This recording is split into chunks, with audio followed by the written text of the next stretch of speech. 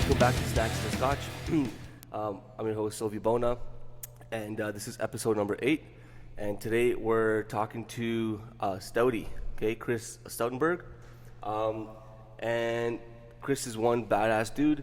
He's been in sports and athletic his whole life. And he had an injury that he didn't let it set him back at all, and he became really successful in sports. And he basically shows people that if you're the best version of yourself, you're gonna absolutely crush life. All right. So if this isn't gonna inspire you, you're an asshole.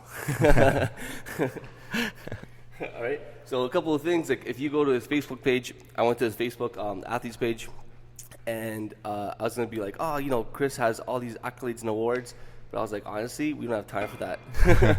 He's got so many awards, this dude. You were in the Paralympics. You won 2 gold medals with the Canadian basketball team, right? Yep. And you were in a ton of other national competitions. Yeah, we got a good run. I started in 2000 for the Canadian men's national team. We won gold in Sydney. Then we hit a World Championships 2 years later, finished third. We had a tough loss in the semifinal game against the U.S.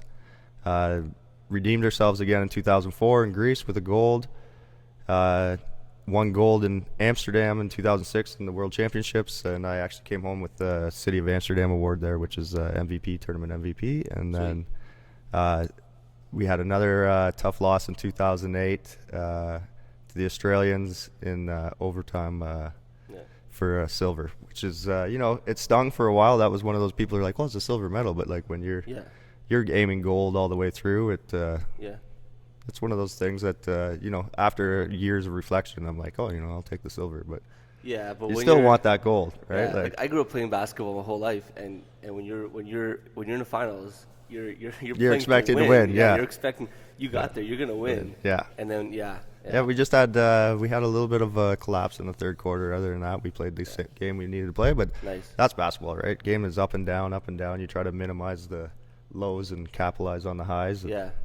But it's one of those games that, like in almost any athletic endeavor, right? There's good days and bad days, and you hope your training gets you so when you're at the final, that's your best day. But it doesn't always work out that way. You want to peak for your final. Yeah, it doesn't always work that way. Yeah, today wasn't the best day for me in terms of lifting. I've had those days. There's some days you come in and you see the rep scheme, and it's like 5x5 for cleans or whatever, and it's like you're feeling strong. So there's days like that. I'll still, even if it's 5x5, I'll go after that 1 rep max just to, if I'm feeling that strong. But most of the time I try to listen to the other coaches and do what I'm told. That's smart. You guys hear that? All right, so real quick thing, when I first heard about you, and actually I heard about you because Colin Hindle started CrossFit because your cousin got him into CrossFit. Your cousin was telling him about it, and then he came to my gym, and he's just like, I'm out of shape, I feel like shit, I need to do something. And this guy came in, and this guy crushed it. If you go to CrossFit6.com and look at testimonials, you'll see his before and after, and I think it was only 6 months into CrossFit, and it was unreal, the transformation. He was a good athlete. I remember Colin when in high school, and he was a good athlete then, and I always noticed that too, right? As people come in, if they have an athletic background, the turnaround is so fast most of the time if they really want to do it. So he picked it up quick. His movements, he was so stiff he couldn't do anything. So this guy took a broomstick and a rope, and at work at lunch he'd do overhead squats and practice his double unders. Like, he was That's dedicated. amazing. And I think he did his first competition a couple of weeks ago.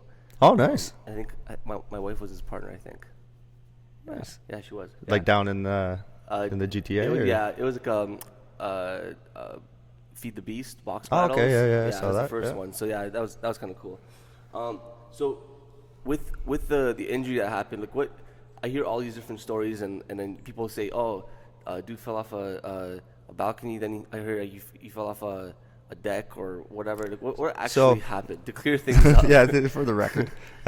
So I was at a buddy's house. He was renting a condo, and they had a party going on there, and night was kind of winding down, and we were just out on the, so it'd be second, it's kind of like a 2.5 story, the way the building broke out where the balcony was, and Yeah. it was just we were just standing out there talking, and I leaned against the short side of the railing, Yeah. and before I could catch my feet, like it snapped right away, and Oh, before I shit. could get my feet and grab on anything, I was already upside down. And the last thing I really remember is I had grew up using trampolines, doing backflips, so I flipped myself, knowing I was coming face first to the ground. I flipped myself over to land on my feet, and I did land on my feet. And that's really the last thing I remember is reaching back for the ground, because the way I was Yeah. coming around, and I reached back for the ground, and then it was a few minutes later. It could have been 10 minutes later. I don't know. They came. I had one of my buddies who's a lifeguard was standing above me, and he said like, don't move. You can't move. And I couldn't understand why, because I wasn't in any pain, right? I felt like the wind had been knocked out of me. And then I realized my arm was trapped behind my back, and I was trying to get it out, and he just kept saying, don't move. He's like grabbing my feet. He said, you feel this? And I couldn't feel anything. And that's really it. Then I was in an ambulance, and then I remember being in a helicopter, kind of fading in and out. And then it was a couple days later, and I'm in Toronto in Sunnybrook, and the surgeon's standing there, and he just basically bluntly just said to me, Chris, you're awake? Yes, you understand where you are? You're in Sunnybrook Hospital. And I said, yeah, okay. What's happened? He's like, you've had a fall, you broke your back, you're not going to walk again.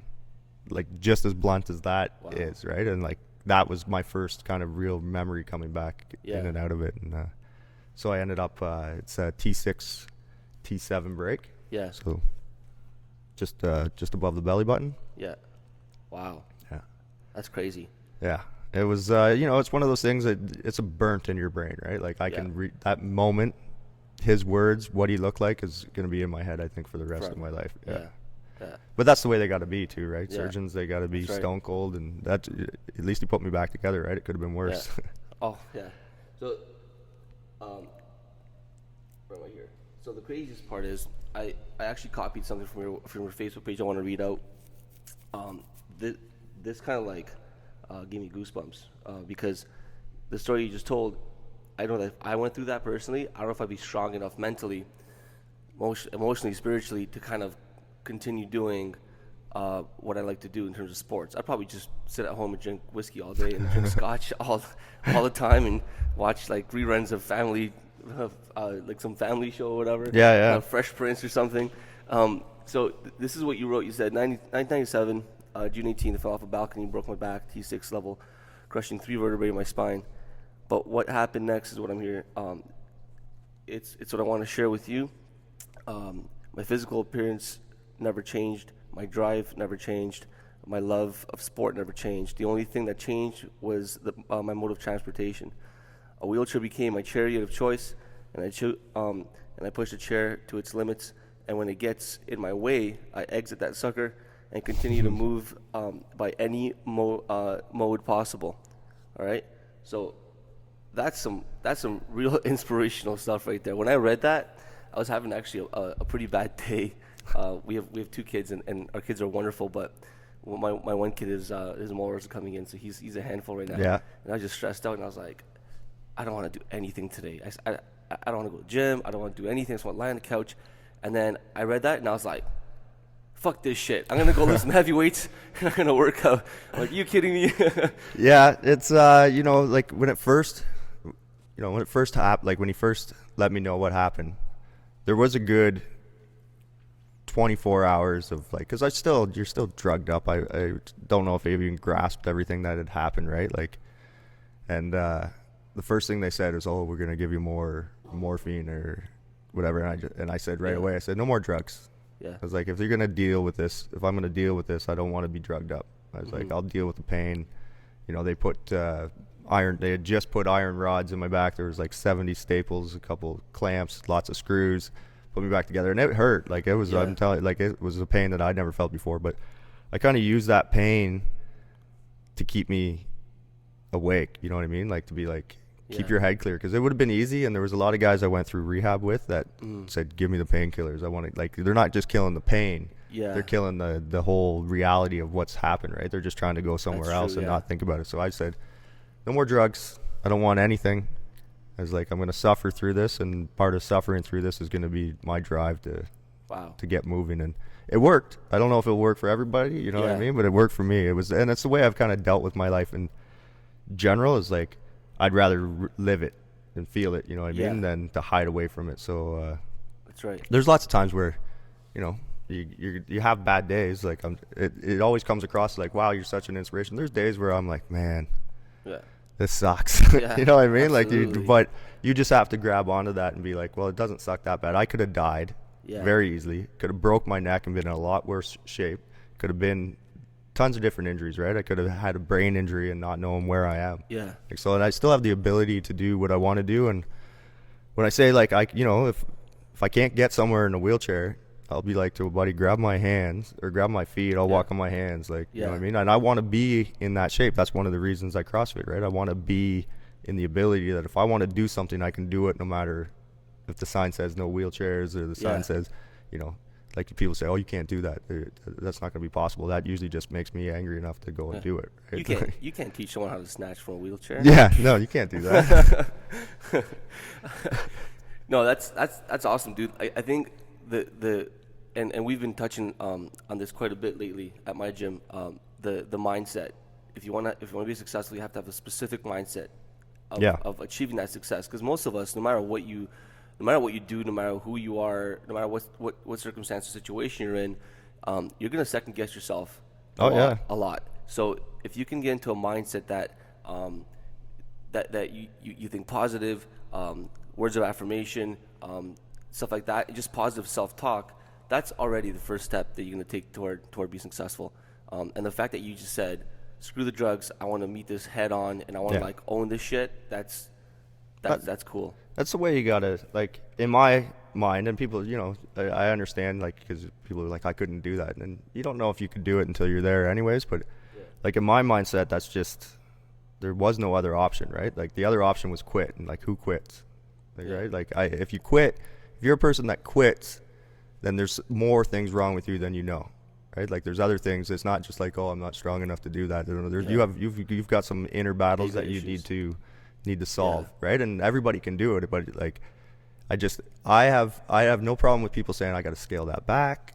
You know, it's going to take me longer. Yeah, that's fine. But like to just say, oh, I can't do it. Agreed. I quit.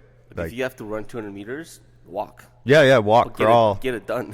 crawl, whatever. Rub out, do log rolls, like get there, right? Like get it done. Because always at the end, I always ask people, like when I'm coaching, you know, it's over and be like, how do you feel? I'm like, oh, I'm tired or I'm exhausted or whatever. I was like, but how do you feel? Like you're happy that you got that done, right? Like you feel accomplished. You feel like you did something with a purpose instead of like if you quit. I don't know. I just don't have it in me. I don't have the ability.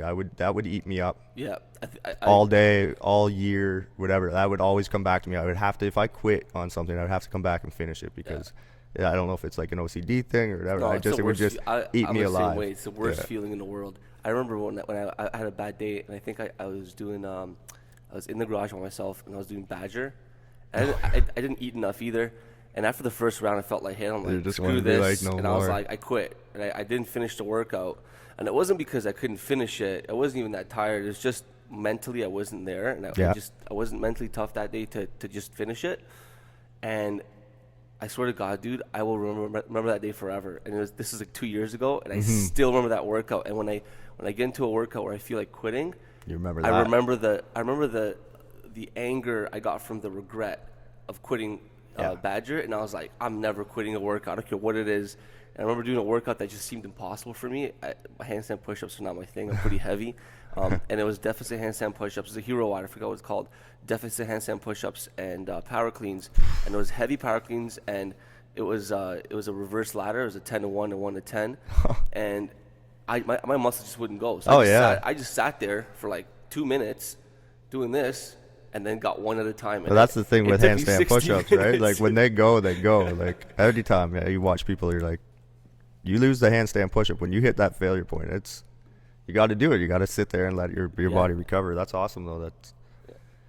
So how'd you get into CrossFit? So you did basketball, and then you stopped playing basketball? Yeah, so I played, I basically took a break because I started in 98, and I was with with the juniors, the Ontario juniors, and then I went with Ontario men that same year. And then the exact same year, I got invited to a tour with the Canadian team to Great Britain. So I'd only been playing ball for a year. Like, I've been playing basketball all my life. I played football. Yeah. was a sport that I played before I got hurt, but I played basketball for the rep team in Collingwood, and I played high school basketball, and I did track and field. Like, I did whatever was out there, I did it, right? Like, Yeah. I actually even played 1 year on a golf team just to, because you could get a free membership to go golfing Nice. after school, right? But like, I did track and field. I did the only one I didn't play was volleyball, because it was against football season, but also I think volleyball is a pretty weak sport. I played a lot of hockey growing up. Yeah. Sorry, volleyball players. Yeah, I think I played volleyball once. It was in grade 10. I played volleyball once, and I was like, this sucks. Yeah. And it was just my thing. I played soccer, basketball, Yeah. and then Yeah, everybody gets, like, you got your groove. I just never bought into it. But anyways, yeah. So, like, basketball, like, it was easy for me. The biggest thing was to translate the wheelchair, right? Like, Yeah. it's the same rules of the game. The wheelchair becomes your body. The lines are the same. The 3-point lines there. You don't have the side-to-side step mobility. Yeah. And you obviously don't jump. But other than that, the game is pretty much the exact same. The dribbling rule is, you got to dribble and you take 2 pushes, but at the higher level, you got to be dribbling all the time, because if you try to put a ball in your lap and take 2 pushes, some guy's just going to swing by you, pop it off your lap, and gone, right? Like, you got to be able to move the ball behind your chair and aggressively. So that was easy for me. So I did, I kind of fit right in, right? They were like, oh, you can see the court, you can read the court, we can teach you how to move the wheelchair. That's an easy thing to train. Sometimes you can't teach, especially at that age, you can't teach court awareness and vision, right? So so basketball was for me, it's my outlet, right? It was so I did it, but I did it so hard I went to University of Illinois in 2000. They picked me in NCAA, so they covered my tuition down there, so which was fantastic. And I got to play basketball 5 days a week. We practiced from 6 in the morning to 9 in the morning. 3 days a week we were in the gym at noon. So Monday, Wednesday, Friday we were in the gym at that point in time doing basically bicep curls and bench press. Yeah. You know what I mean? Because, like, no one had any insight to Funny, really other. When I was at York, we were in basketball at York. The team was doing the same thing. Yeah. Bicep curls and military presses. Yeah. That's it. Yeah, we were, we get on the preacher bench and like, oh, what are you curling today? Like, because then you look good in the uniform. oh yeah, and you get in front of the mirror and you're like, yeah, look at that pump. But yeah, so like, and I trained hard. Like, I was doing that plus playing for the national team. Plus I was playing in the summertime. I was playing NWBA, which is the National Wheelchair Basketball Association down in the States, and I was playing for Orlando 1 year. I spent 1 year playing with Denver. So by the time we got through 2008, going into 2009, I was had a fiance and was getting ready to be married. I just said, like, I'm burnt out, right? Like, it started becoming a job instead of being fun, right? And like, you got to treat it as a job, as in the training wise, right? Like, that was my ticket, but it was no longer enjoyable. I was like, it was more like I get up and like, oh, I got to go do this, or I got to, I got to get my shots in today. And it wasn't like, it used to be like, oh man, I'm going to try and get 1,000 shots in today. You know what I mean? And it was other than that. I was like, I'm going to get the bare minimum to make myself feel like I did something. Yeah. So at that point in time, I said, you know what? I need to step away. And so I did about a year of really doing nothing, which was so different for me. Like, I was just doing, rec ball and just screwing around my garage, but like nothing really intense. And my cousin, the same one that got Colin in, she came and she said, I've been doing this crazy workout with Scott Thornton on a little garage up at the far end of town. And she's like, and every day she'd come in and tell me about it. And she's like, I am smoked. And I'd see her because she's coming into work. We work in the same building. And she just looked dead, right? Like, face red, but she was so pumped about it. She's like, oh, I got this was faster. I lifted this much more. And I was like, okay, well, what are you doing? What is this? Like, what's the deal? And I came into industry and I met with Scott Thornton and Tyson Hornby and Tyson's wife Sarah, who's our PT here. And I was like, I want to try. And they were like, yeah, we're in. We don't know. We'll have to you know, Yeah, do we'll it on figure the it out. fly. But he's Yeah. like, we're in, like, whatever, what can you do? And I was like, I'll try anything. Yeah. I was like, the only way we're going to find out what I can do is I'll try. And if I can't do it, we'll try and do it somewhere else, right? Yeah. Like, and I was like, if most of the stuff that I can't do, I was like, I'll find a way to do it, and I'll just work harder. That's the best way to do it. And they were pumped, right? Right That's away, awesome. I was like, I'm going to try and climb that rope. By the end of my goal that year was like, I'm going to climb the 15-foot rope. They're like, oh, that's a good goal. And I was like, no, I'm going to do it with my wheelchair attached to me. And they were like, really? Sick. Like, is that what you really want to do? That's And I was awesome. like, yeah. And the other goal I set right away was there's a Metcon Blue. Do you know what that they do the 5K adventure race up Blue Mountain over here? Oh yeah. So it's an obstacle race. It goes up. I think I saw that on Facebook, like the pictures. Yeah. So you go up the mountain. There's about 5 obstacles on the way up. There's a couple on the top, and then a bunch on the way down. And Yeah. it's like cargo nets and walls and all sorts of crap, monkey bars, and I said I'm gonna do that too. They're just kind of like, all right, like, you know, I don't know if I knew they believed me, but they were kind of just like, this guy's crazy. Yeah. And yeah, from then on, I just like head full in, right? What do you mean? You're a coach's dream, man. If everyone could take that attitude and they start CrossFit or any kind of thing, any kind of sport, and say, I don't know what I can do, but I'm just gonna try everything. And if I can't do it, then I'll work toward getting it done. Yeah, well, that's the best attitude you can possibly have. that's just comes from, like, for me, that just comes from because that's who I am, right? Like, Yeah. I want it. Like, I don't like to do anything half-assed, and I sometimes it's my failure, right? Like, sometimes that's my fault is I don't always get when people are like, we need to do this slower.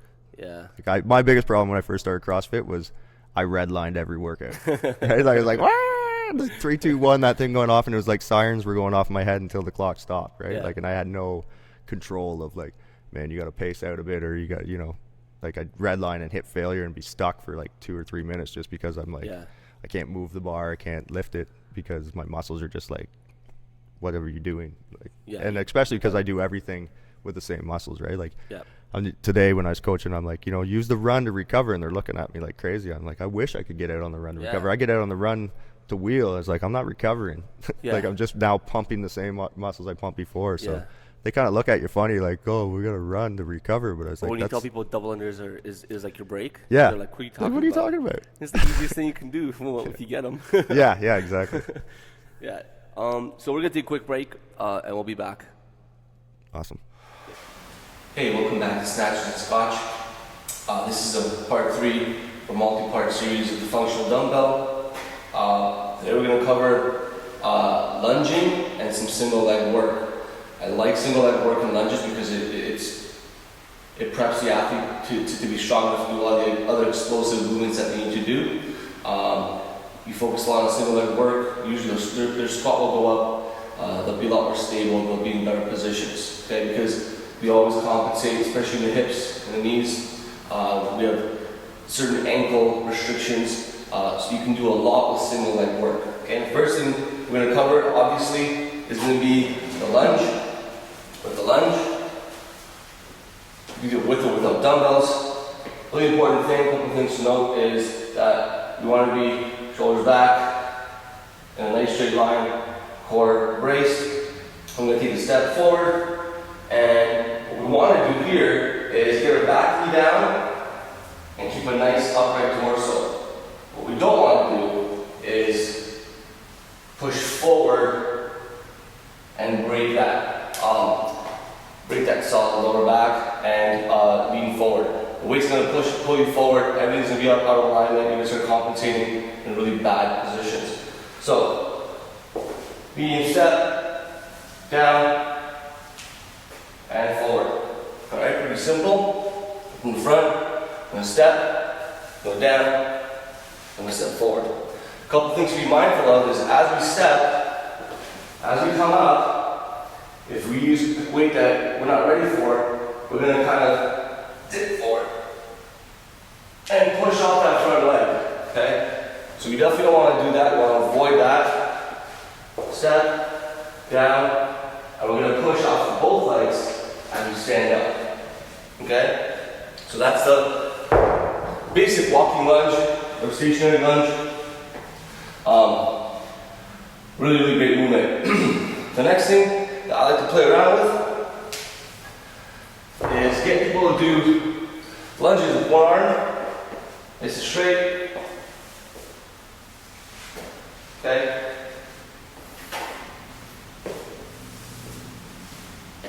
And over here, I'm already feeling, I already feel it's a little harder to stand up with an upright torso because the job of our abdomen is to stabilize, okay? Crunches are okay, they're great, but they're not really what they're made for. They're made to keep us in place. So if you can get the athletes to stay stable and stand up without doing this, okay? If you just hold it tight and stand up, great little core exercise. Again, very functional because it transfers over into core stability, all right? Another really cool one I like to do is a lighter dumbbell paired up with a heavier dumbbell, and you could have heavy on the bottom or the top. Bottom is a little easier, so right back here. Okay, and notice that when I went down, I started to compensate automatically. My hips turned forward, my hips tilted in. So from here, really we gotta focus to stay nice and upright and in good position. All right. So that's called a high-low lunge. I really like that one. So you got the regular lunge, the single dumbbell lunge, the high-low lunge, and not really a lunge, but a box step up. Incredible exercise for building good mechanics in the squat and in sport because it engages your glute. And a lot of people, especially athletes, do have an unstable core but a very weak glute, which is also part of being in a good power position. So from here, again, bracing myself, I'm going to step up, I'm going to engage my glute, and then stand up. Control on the way down. And stand up. If you find your athletes kind of stepping here and doing this, way too heavy. All right. So go a little lighter. You want to be here, up, and down. All right. Try to avoid that valgus fault that I just had.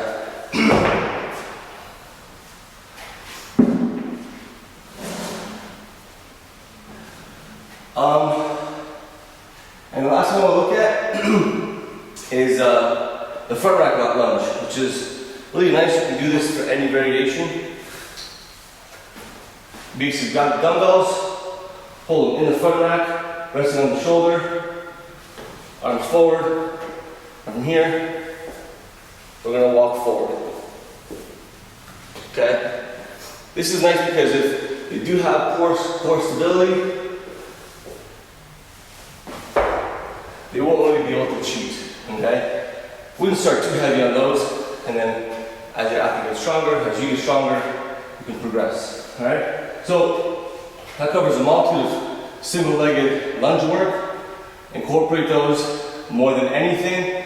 The more compound the movement is, the better it is for you. Everything else is more than accessory work, all right? Cool. All right, and we're back. Awesome. So, how often do you train? Do you train every day, or?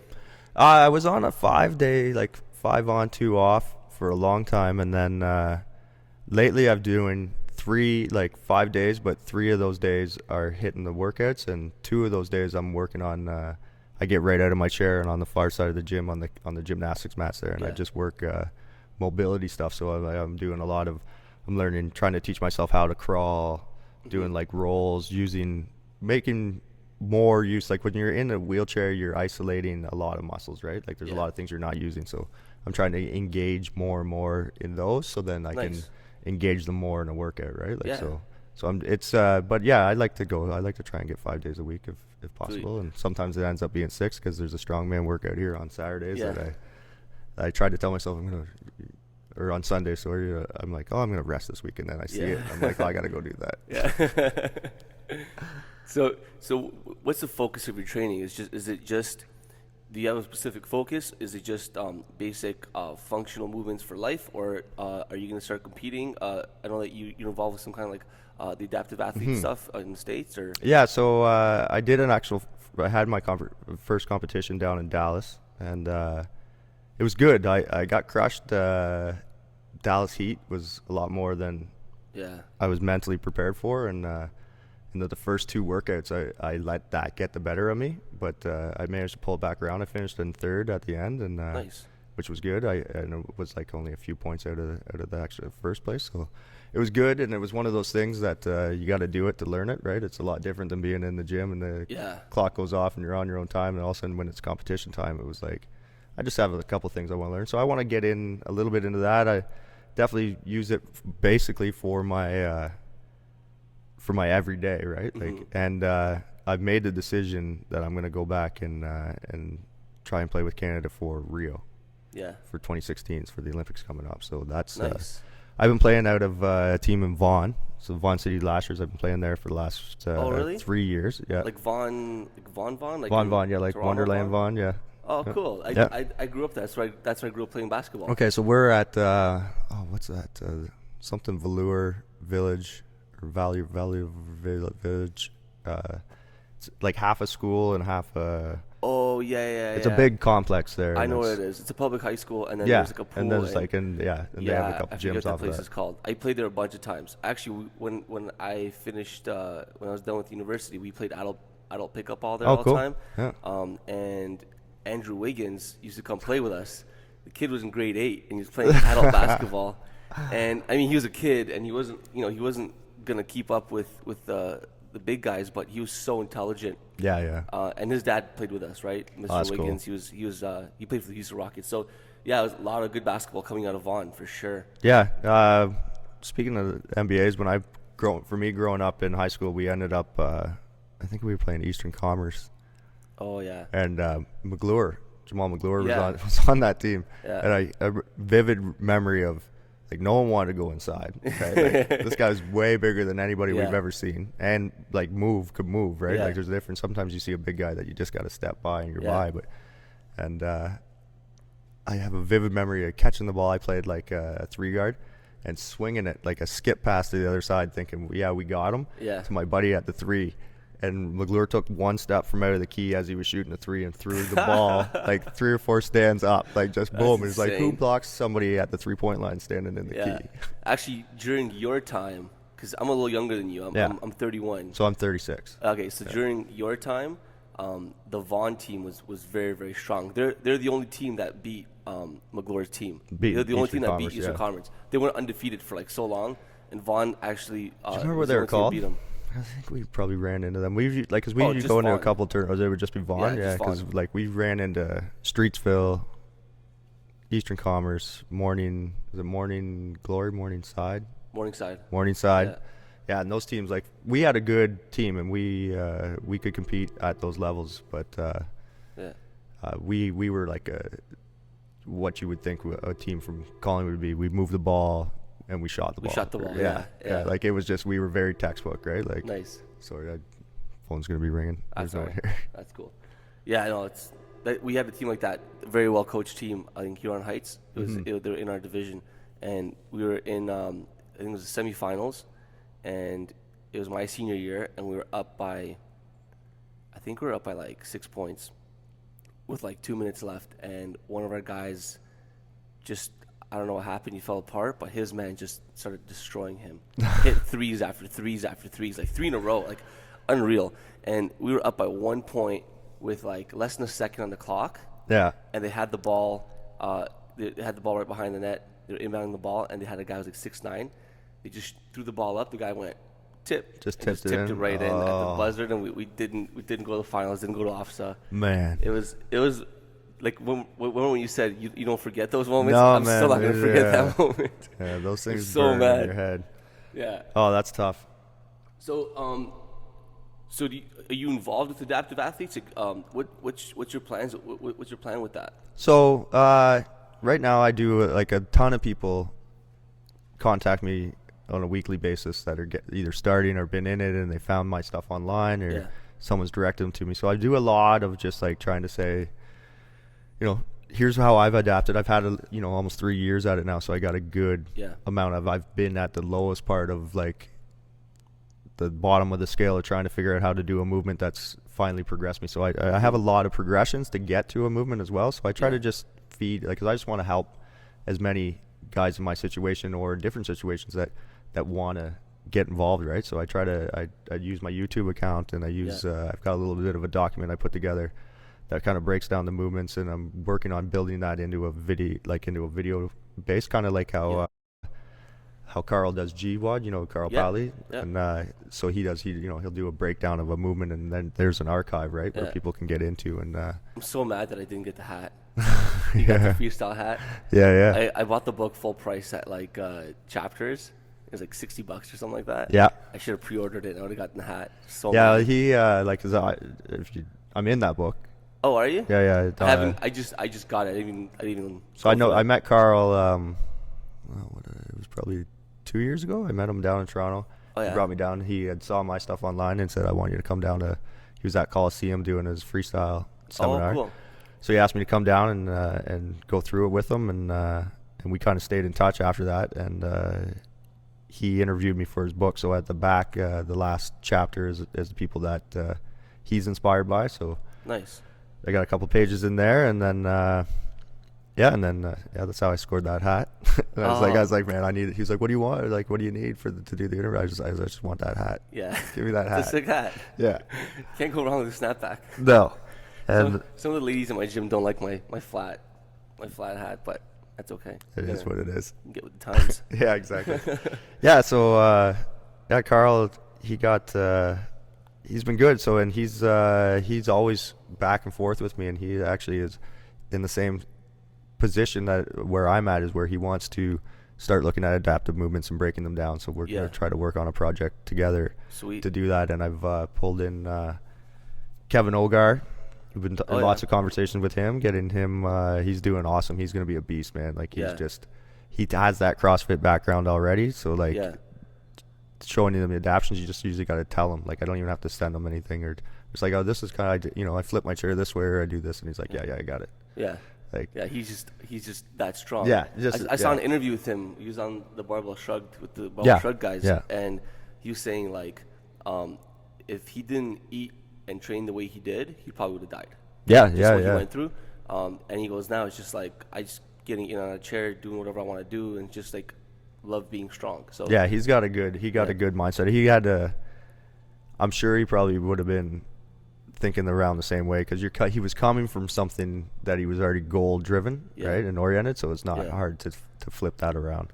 I think the tougher battle would be for the people that didn't have any kind of goals or fitness background or any type of athletic background. To get in a wheelchair then is that's even a bigger battle. So he had that, and he has a huge community behind him, which is one of the main reasons I love CrossFit, right? It's like people jumped in behind him right away, and we're like, whatever you need, we're gonna help you out. Yeah. So I've been working with him, and then there's another guy, Gustavo Marquez. He's he trains with CrossFit with Miranda Allroad and Khalifa I've seen the videos with Fisher. Yeah, so that's him, and so we're all three of us are working together, and I think we're gonna try to pull a project together here and see how far we can push this kill it. adaptive movement. You guys are gonna be like the new Pally, Starrett, and Fu. Those guys, I think those guys are a little younger than I am, right? So I'm like, I look at them and I'm like, I just want to see how far we could push those guys, like, because they'll be, if there is a competition end of it ever brought into the actual CrossFit end. I know like the Wounded Warriors at Rubicon, and they have. I'll be going down to compete at this year. They have like the biggest adaptive competition around. But if the games ever actually get a division, like those two guys will be the guys that you'll be like, Ogar and Gustavo. They'll be the ones that you're just like crushing it. Yeah. Who can beat them? Kind of thing, right? Yeah. Like, that's cool. Yeah. That's awesome. So you need to write a book or something. That's what you need to do.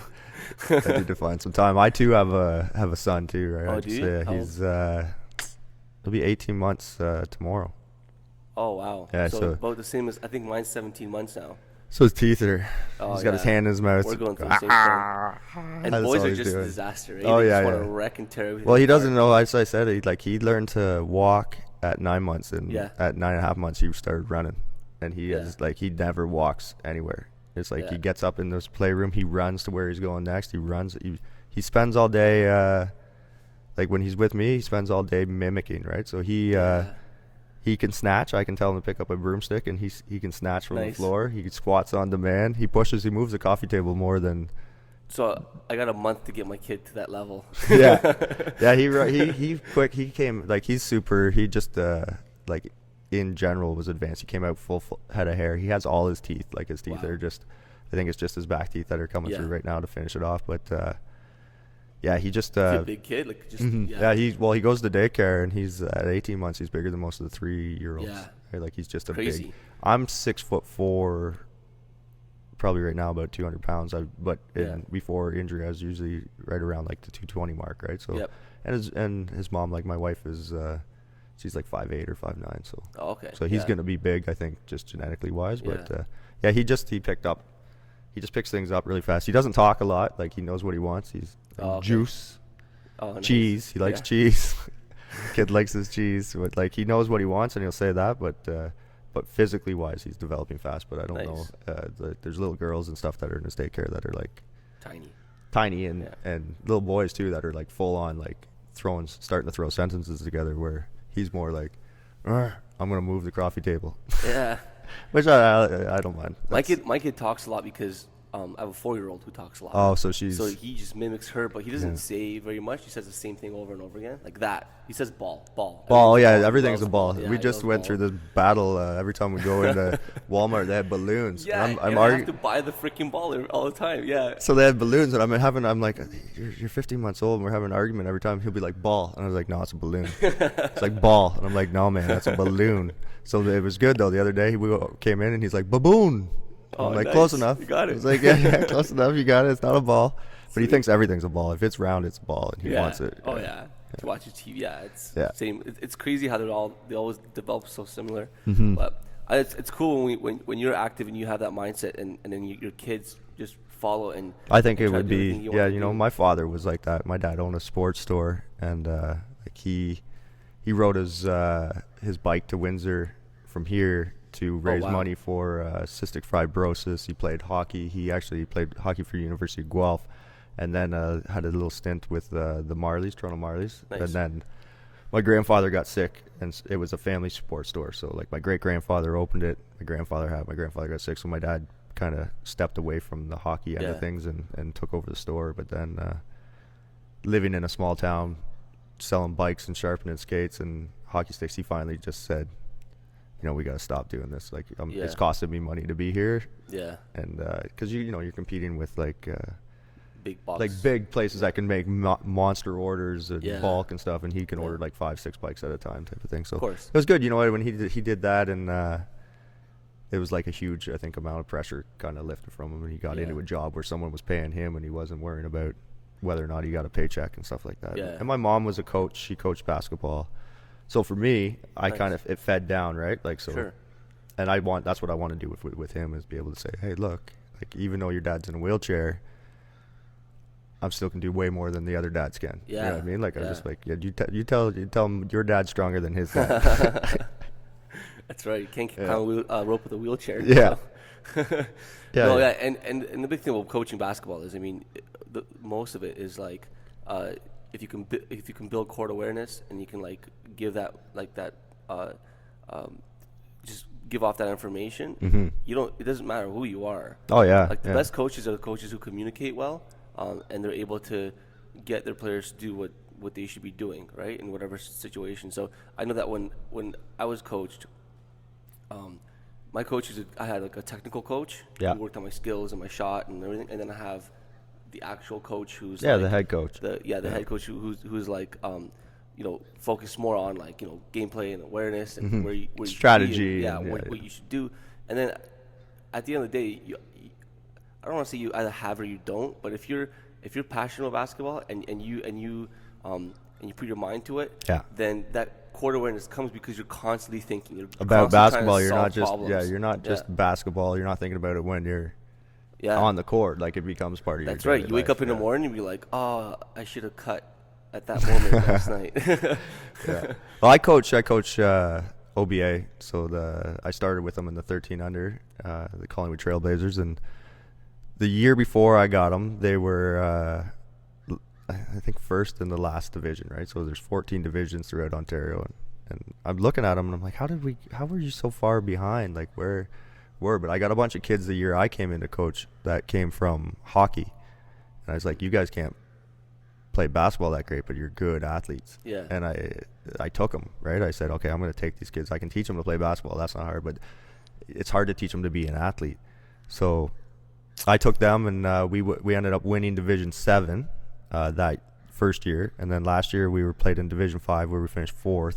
We had a tough crossover game, and we were winning the entire game, and we put it away. But the biggest thing I found with the kids is I have them in here on Saturdays. Yeah. So there's kids that are on the court that shine, right? But we get in here and do a CrossFit workout, and the kids maybe that don't shine so much with the basketball skills just blow it up in here, right? Yeah. Like they're the ones doing pull-ups without bands. They're the ones Yeah. that are going after it, and it balances the team out. Like the team, all of a sudden it's like you put each other in check, right? And they learn, like, so the kids that are trying to get better on the court, they know what they're working on, and the kids that are good on the court that now are showing up in here, they're like, well, you can't have that, right? Like, so you do a little bit of inner cool. squad competition, but it's like those are those things that I wish I had for me growing up, right? Like, it's the ability to say, let's focus on court stuff when we're on the court, but let's get off the court and just focus on movement. That never used to happen. No. I played for so many teams all over Toronto, and that never ever happened. No, they would never be had like, a coach saying,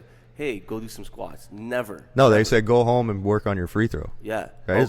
Go lie on the floor and do this with the ball in one hand and do all these like stupid drills. Which is great because they're all things that you can like break down and say, it makes things better. But if you can only play 2-minute shift because you're like that's all you got, you know what I mean? Right. Or like you know in the fourth quarter you got nothing. It doesn't matter how good your technique is. It's like if you got a great shooting technique but you got no juice, then that's right.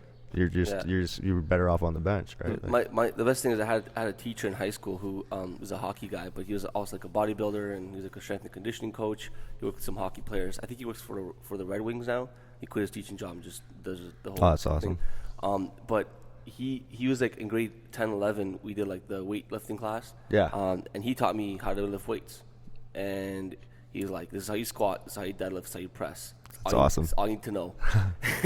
Of course, yeah. And then, so it was very like bodybuilding, powerlifting oriented, but just so I was a really skinny dude. I was 6'1", 100 and I want to say 150 pounds. Oh, so like all tall and lanky. Yeah. And then in 1 year, I went from like 160 to 190. Oh wow, it's a big jump, just like, muscle mass. I just worked out all the time. The summer, I was at the gym just lifting heavy, and I came back. I was dunking. I was like, whoa, what happened? Like, because you don't really know. I was still playing basketball on the side, working. I was doing more drills and stuff, but I was focusing a lot on my strength and stuff, especially in the summer. Whereas everyone else was playing basketball all day long. Exactly. So I took a break from that, and I just got bigger and stronger. And when I came back, I was explosive. I was strong. And I was a point guard, so I was like a skinny little point guard. And I came back at like 190, 6'1". Yeah. So it was. And that's what we preach it to the kids, right? I try to dive into a bit of their nutrition as well now, right? Like in Canada basketball, there's certain levels, right? So I'm a level 2 certified coach, and I train to train. So we're training them how to train, right? Mm-hmm. Right now, like I'll train them how to compete when we move up to the juvenile, right? Yeah. But right now at the midget level, we're training them how to train for their future, right? So they got to learn. They can't just go to the court and say, "Oh, we're going to run these drills," and like I got to teach them other things, right? So we try to teach them a little bit of nutrition. I teach them some mental preparation. I really work with them where, and it's tough because it's you like to harp on other coaches to say that don't. I understand as well because it's a volunteer job, right? Yeah. But as I do almost with everything I do, I'm like, if I'm going in, like I've been in the national team for 10 years.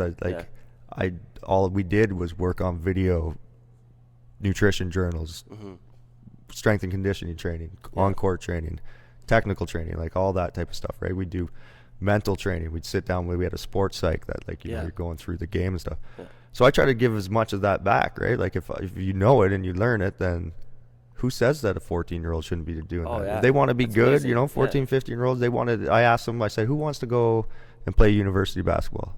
Everyone puts their hand up. Oh, yeah. So I'm like, well, then So does every other kid your age. Yeah, so everyone here's wants the to go difference. D1. Yeah, here's the difference. The ones that put in the work and do the extras, everybody's going to shoot 1,000 shots today. Yeah. Right? Everybody's going to get in the gym. That's an easy thing to do. You love to do that.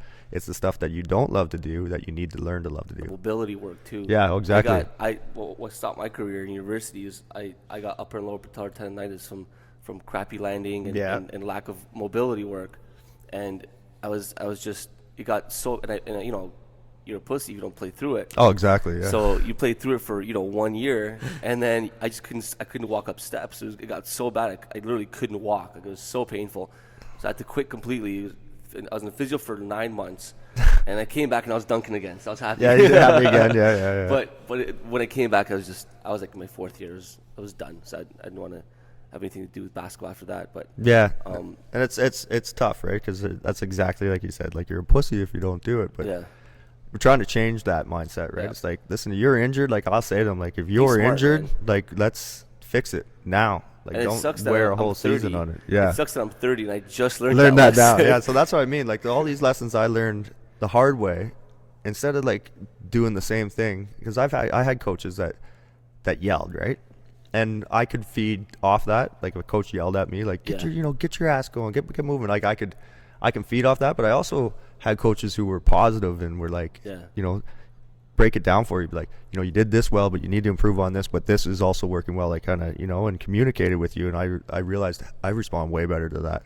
Yeah. So I said to myself when I started coaching, I'm like, I know what didn't work for me. Yeah. So I'm not going to do that. Like, instead of being like, that's the way my coach coached me. Yeah. He told me, he said his grandmother ran faster than me and right? Like, that, just because that was the way doesn't mean that's the way, right? Like, Yeah. and there's more education coming behind it. And it's like, if you got an injury, let's get it now instead of like saying, push through the tournament and we'll deal with it after, because especially if they're young, because because it just becomes worse. Yeah, and if they they want to have develop a bad long habits. career, right? It's gonna nag forever, man. Like, Think about with your knee, like, if someone was teaching you how to squat correctly before that, right? Like, instead building that foundation instead of being like, okay, well, you just gotta play through it, and your knee's just like, ow. Like, if I was doing box jumps and learning how to land properly, and stuff like that, if I was doing different exercises, then I probably would have never had that knee problem. No, and that's what we have to look at, like, as in anybody that's coaching has to look at, like, you're trying to not only make them better now, they have to last. Yeah. Right? Like, if you're a super stud at 18 years old, but you've been wearing and tearing all the way through, it's like, well, you're like a 40-year-old. Yeah, like 21, you're done. See you later. How was that? Like, and then now you're the guy that's like, man, I used to be so good. Yeah.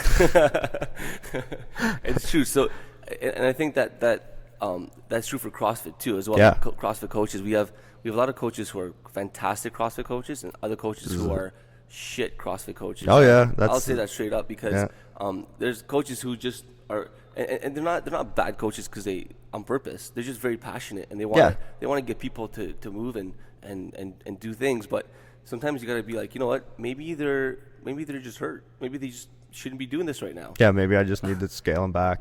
Scale right down. Like, it's okay. You know what I mean? Like, if you don't have to keep on pushing people, because most people who do CrossFit, once they're into CrossFit for a while, a few months, and as a coach, most people who are in it, you don't need to push them. No, yeah, they're here. They want to be here. They're pushing themselves. They're pushing themselves. You gotta check them. And some people hate being checked, right? Like, like, you know what? Maybe you should take 10 pounds off there. Like, I can see you're flexing, you're hyperextending your back every time, and they kind of look at you like, that's when you just, like, it's your job to be like, no, I'm serious. Like, pop the 10s off. Like, and then suck it up. most of the time they don't listen to you. No. And then when they choose not to listen to you, what happens? They get injured. Oh yeah, and then they're like, I can't work out for 2 weeks, and be like, man, imagine if you just took that 10 pounds off and just relaxed on that, or, like, you know what I mean, or just substituted something for it. But, like, and that's every sport, right? Learn the hard way. We just hope that hopefully the coaches, like the ones that are doing a good job, are just constantly not giving up, like, not saying, you know what, I've been trying to tell this guy forever and he just won't do it. Like, well, your job is to continue to tell him to do it, right? Like, and for, like, some young coaches, they feel like, you get a 25-year-old coach telling a 40-year-old what to do. Yeah. They're not going to listen to him, right? What I tell people is, like, I'll swear at them. I'll do whatever I have to do to them. I'm like, shut the hell up. It's my gym. You do what I say. Yeah. You can leave. Yeah, no, and that's a good way that to is do what it. it is, Yeah. because I'd rather have somebody take the weight down or modify a movement, no matter how passionate or how much they want to do a specific movement. So we have a lady who had labor room surgery, and she wanted to do pull-ups. I'm like, you can't do pull-ups, man. Yeah, yeah. And she's like, bro, when can I start doing? Could I get a pull-up by the end of the year? And she's doing like, banded, like green band pull-ups, and I'm like, no, you're not even allowed to do band. You can't do any pull-ups. Yeah, And I'm like, you can do ring rows. You can do ring rows for a year, and if you don't like it, that's tough, but that's what you need. yeah.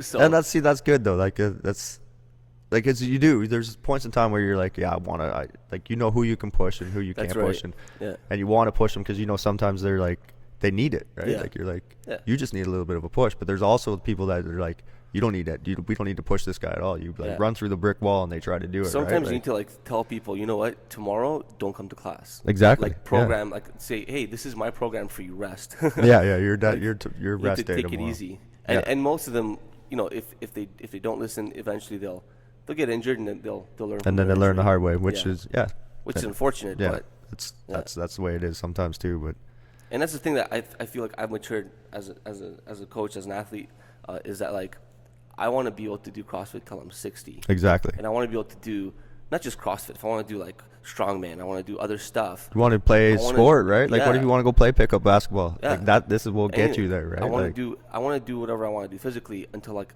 I'm really old. Yeah. Right. Yeah, And then if I break myself down constantly, I'm not going to do that. No. Right. And then people say, oh, is CrossFit good or bad for you? I'm like, CrossFit's great for you, but if you're going to be a very high elite competitor in CrossFit, you're going to break yourself down pretty good. Yeah. Right. Yeah. And I have no aspirations of being this crazy competitor. Yeah. No. No, not going to the games, to tell you that. And if you are, that's incredible. But I mean, if you have an off day, just take it easy. Yeah. Because then you can train tomorrow.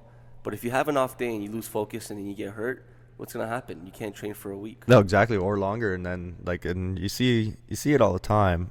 Is it's like you're going to train, but you're training. You shouldn't get injured training. Yeah. Right? Like if you think about it that way, like you're training so you don't get injured. So you shouldn't be getting injured training. So if you're right. pushing yourself to a point where you're causing injury, you're not training anything. You're just out there. Yeah. Every day can't be game day. No. And I know it's tough to see because if you follow like the games athletes, are like every day I think is game day to them. Yeah. Like even them, they Going still hard. have. That's bullshit. Yeah, don't they go still to have the days gym where every they're day, like game they're day. like Yeah. They still have days, but that's the message that comes across. Because if they right? have a good coach, their coach is going to program things. Hey, work at 80% in this. Oh, Metcon. exactly. Yeah. Lift this, and so every day is not game day. But that's the way They're- it comes across, right? and- Like it looks yeah, like when exactly. you watch, you're like, Yeah. oh man, they're in the gym. I love they put an article up. I think it was CrossFit that put the article up with the top 6 guys, or maybe the top 3 girls and top 3 guys, and asked them how many hours they spend in the gym a day. Yeah. Right, and I bet you most people thought, oh, they're in there all day. Yeah. Right? Like they're in the gym from beginning to the end. And they're like, Yeah. no, they're hitting competitively. They're hitting like an hour and a half to 2 hours, Yeah. which is huge. If you're just daily, like you're Yeah. just like me or you, and you just want to get a workout, 60 minutes is great. Yeah. Like you can crush something in 10 minutes. Yeah. But I spend more time now because I think like of age and wear and tear. I'm just like I spend a lot of time warming up. Yeah. I'm like if I'm gonna work out, if I look at a workout and be like, oh, like today with like a 26-minute AMRAP, I'm like I'm warming up for like 30 minutes. Yeah. Before I even get close to getting into that, just because I know things need that kind of time. Yeah. And that's getting old. Yeah, sucks. these guys spend time in the gym, but like they don't spend like they'll do an hour and a half, 2 hours at most, and they'll do maybe like 2-3 sessions a day, but they don't do that all year long. They No. do that they Ramping all, up, right? Like they build up. And they periodize their programming. They Yeah. don't actually do pure CrossFit. They don't. It's not randomized. It's not It's not No. varied. Yeah. They do have a set plan and Oh, yeah, they definitely. program that, and so every day is not game day. No. Don't listen to that garbage. Okay, trust me. Yeah. What my thing is, you like you said, you train hard for game day, and when it gets to game day, that's when you go hard. That's when the intensity comes out, and you've prepared yourself for that moment. And if that's when you decide to take whatever risk you want to take. Oh, exactly. That's where if you want to push to that like past any point you ever went or try to PR. Like, Yeah. that's why you trained. So you that's get when that you can point. do that at Yeah. that point. But yeah, doing it on a daily basis. And I learned that lesson. Like I was saying to you, like I used to redline, like just like Yeah. I got to go as hard as I can every day. And it's like, you do that. Like it was like 6 months later. I'm like, this sucks. It's like, how come I'm still sore every day? It's like, well, because you never recover, right? Like I never was taking a chance to actually like, hey, today maybe I should you can still get a good sweat doing a 2.5 pound weight doing shoulder series, right? Yeah. Like you could do that for 30 minutes and you come out, if you do it right and you do it under control, you'll be sweating. Sure. You're still getting a good. Yeah, like we're not saying don't go 100% in No. training. Yeah, no, like, not hit at all. training hard. Yeah. But you're not gonna take certain risks that you would. Oh, on exactly. game Yeah, day. and be smart, and you trust that the guy who's writing your programming, if you know, knows that as well, right? Like, Yeah. I know in here we changed a big philosophy was, let's go for quality, not quantity. Yeah. Right? So like we preach that now. It's like Yeah. the workout is for quality. If you can do 50 good foundation set squats, that's Yeah. better than doing 100 knee caving, right? That's like, right. Yeah. Like yeah, you got 100 in, but like your knees are screaming. I like that. Yeah, So I do that sometimes with specific like core movements. Like if Yeah. you're doing like overhead lunges, like single arm overhead lunges, I'll be like, hey, this is an AMRAP. No, this is a timed workout, but go hard on this movement, slow down, and this is pure quality movement. Yeah, exactly. right? That's great. So yeah, like you got to tell people sometimes because they just want to go. Oh yeah, well, that's the nature of the beast. That's you know, what CrossFit. It's like, a double-edged sword because Yeah. the clock's awesome, but sometimes it's Sometimes it's we had a couple detrimental. times we tried. There was just too many people that hated it. We pulled the clock once a week. Said no clock. Yeah. Workouts with no clock. And they're just like, well, I don't know if I'm getting faster. Like, oh. Okay. Like it is. You know what I mean? Like I understand because the clock is like. You got to go to the beach and do that. We did that 2 weeks ago. Went to the beach and I made a workout. It's all like core stability, kettlebell stuff, Awesome. body weight stuff, and then with some swimming at the end. And it was early morning before anyone was at the beach. And there was no clock and there was no music. So you're just the music too, right? There also you hear yourself breathe. Yeah, people were just breathing and there's no one around. And it's just like people lifting and breathing, and you could just tell them they're all in a whole different zone. But that's good, right? Like that's cool. That gets you away from that race against the clock and just really think about doing the work. Yeah. All right. So we're gonna wrap this up because Stouty's gonna get your wife and your kid. Yeah. Pick them up. I gotta go pick them up. Anything you want to plug in before we're done? No, man. I'm just I'd like to say thanks to Strike Movement. They've been a huge supporter behind me there, right there in the West Coast, and now they're kind of they're just at the games and they're doing great things. So I just say thanks to them and thanks for having me on here. This is fantastic, man. It's and, cool. It's fun. It's wicked to sit and chat. So if someone wants to find you, where can they find you?